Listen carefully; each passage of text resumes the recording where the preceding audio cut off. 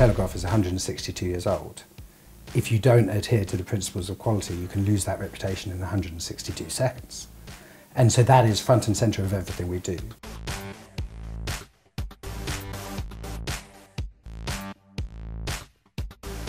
So today I'm joined by Hugh from the Daily Telegraph, fairly recently installed CEO.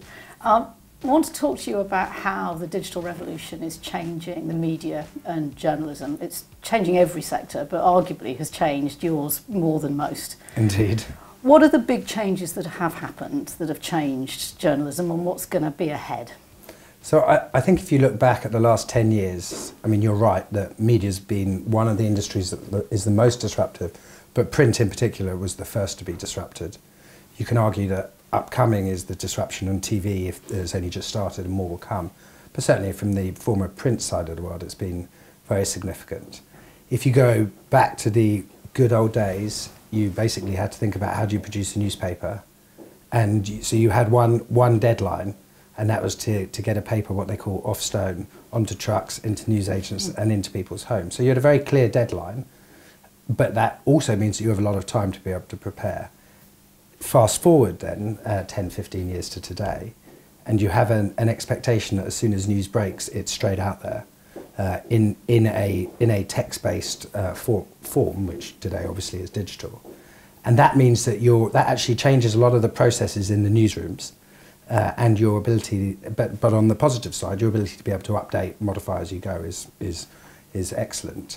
The single biggest challenge though, which is also an opportunity, is that it has made journalism and news wider, like more accessible to everyone than it ever has been in the past. A couple of stats for you that I just happen to know off the top of my head.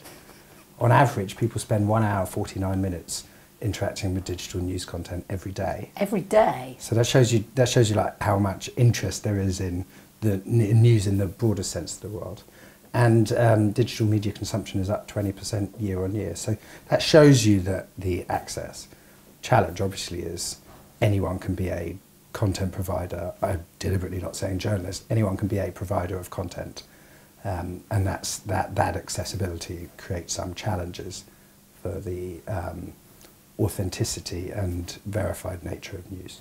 So how does the speed with which a modern journalist has to work change how they do their jobs and how you develop great journalism? So, I mean, if you take investigative journalism, scoops, so the Sam Allardyce, MP expenses, those type of things, there's always a lot of work that goes into that. That's less time pressured. You want to get the story out as soon as it's been completely checked, verified, you've got lots of different sources, etc.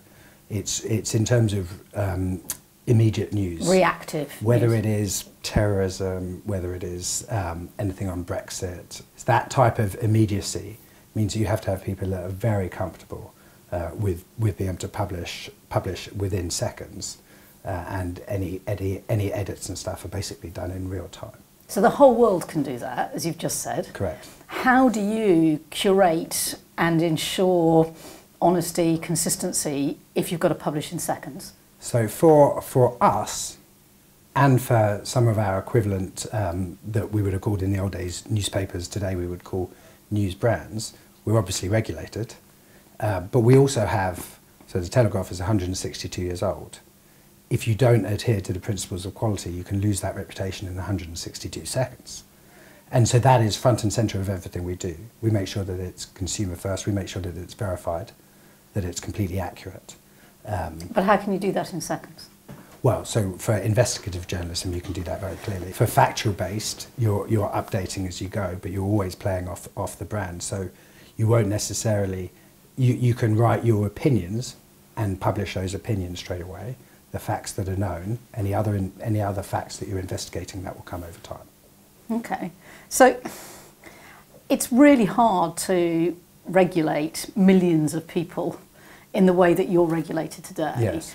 How do ordinary consumers navigate this huge breadth of journalism, in inverted commas, and work out who they can trust and who they can't? So that is the age-old challenge. Yeah. Age-old, it's not age-old, it's new. But that is the big challenge that's facing us. That's why there's so much at the moment in the press around the need for the platforms, so Google, Facebook, Amazon and so forth, to have a responsibility in assessing the the quality of the content that's on their platforms.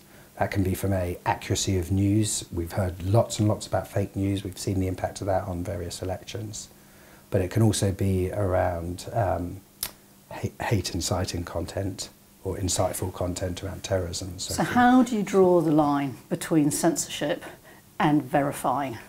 Because I could equally make the argument that in many places in the world, a completely free web has enabled people to have their voices heard in a way that the state didn't want them to. Yeah, of course. I mean, in the UK, we're lucky in that, or we're fortunate in that we have a very liberal society, and we would never want a world of censorship. But you don't trade off, you don't trade the one for accuracy and start to report fake information. And so the strength of the brand, there needs to be some recognition that this type of news is verified. I actually do believe that you need some form of regulatory power to be able to, where the platforms have got a role to play in assessing the content that is in their platform. Exactly how you do it, there's lots of emerging technologies that you could start to use, but that is a responsibility I believe that the platforms have got, because it's very different to the old days, right?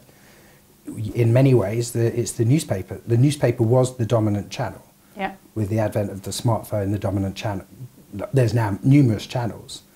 We are not in control of all of those channels, but the people that control the platforms are in control of the channels that run through their platform. And so, because the content is being published on their platform, I believe that they have a moral and societal responsibility to be able to verify that. So you're being very straightforward. If I did a scan of the mainstream media in the UK, I wouldn't find many journalists banging that drum really forcefully. How much do you think that journalists feel constrained because those very platforms are the ones that their businesses depend upon? Well, so the dependency, so we have great relationships as a business with Google, Facebook, Apple, Amazon and so forth. And they have tremendous value. Some of the stats that I mentioned earlier are down to the success of those platforms. And we're grateful for that. And actually we need that to continue, because that is what gets journalism into the hands of more and more and more and more people. And that, in the end, that's the purpose. And so you won't see me advocate a world in which we don't publish content onto those platforms, because I believe from a consumption perspective, if that's the chosen platform of a consumer, we should recognise that. But then equally, that's the philosophy of getting journalism out. A journalist doesn't have to worry as much about that. Their responsibility, and it's incumbent on them, is to ensure that they present the full facts of a story. And so if they are writing or investigating something around tech platforms, or one of the platforms in particular, they'll publish that without any concern that might have on the business. And I may be the CEO, but there's a church and state, and I have an editor-in-chief. He's the one who will determine what is written, and that's not something that I'll interfere with. So what should the platforms be doing? You've come from one, from Yeah. Yahoo. What should they do? So I think that they have a responsibility to be able to assess the content that's on their platform and take it down. You have to think, like there's some things that have to be first, child safety, anything that incites hate, terrorism, those type of contents. And they are quite active in assessing it being reported, taking it down. Many times they'll take the content down without it ever having been reported. But they also need to develop a way of understanding whether news is verified and real or fake, because the echo chamber nature of a social platform is dangerous for all of us. But that alone doesn't stand on its own. Education is critical at all levels, and it's interesting when you look at the younger generations, and I mean kids, at how they engage, because they don't have the same understanding of the strength of the traditional brands. Yeah. And so education, and that's parents, that's schools, that's society as a whole, has to explain to them how the portrayal of news can work on social media, and ensure that they're not operating in an echo chamber. So you're supportive then of what Facebook has just started doing in terms of sharing information on ads supposedly funded by Russian money in the US election? Yeah, I am supportive of anything that ensures I mean, the Facebook example that you've just created, you've just given me, is slightly different. Facebook are also working, though, on how do you educate at the younger levels. I'm not going to comment specifically on whether it's the right or wrong thing to give over information to the Russian authority. Fair enough. Not to the Russian authorities. Sorry, the Kremlin-funded ads. Yeah. That's a decision, and that's a discussion that Facebook would have had with Congress, Yeah. and that I've had no role in, obviously. So are they doing enough? They're doing more than they used to. I think the platforms as a whole still need to do more, but I also think that I think it's right for government to continue to put pressure on them, because that is ensuring that they do start to act faster. From a platform perspective, it's challenging because you've got to think globally. Also, what is acceptable in one country is not acceptable in another country. Like, there are many nuances. Very easy for me to stand here and say they've got to do more. There needs to be a consistency across the platforms.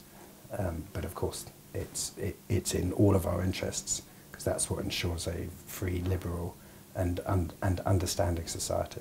So I would argue that the platforms should do more, but actually I don't think we want to be in a world where they're the ones making the decisions on what they should and shouldn't do in this. I think you need to make sure that there is a regulatory framework that we develop together between regulators, politicians, the public and the platforms. I mean, regulation does have a role to play, but you've got the global angle here. Yeah. And finding a successful case of global regulation. It's called the United Nations. Okay, fair enough. I'm serious, actually, in that I think a lot of the global platforms hide behind the argument that it's global, you can't do anything. Well, actually, that's exactly the parallel of 100 years ago, how people felt about physical safety and security. So I haven't said you can't do anything. I've said it's much more complicated on a global platform.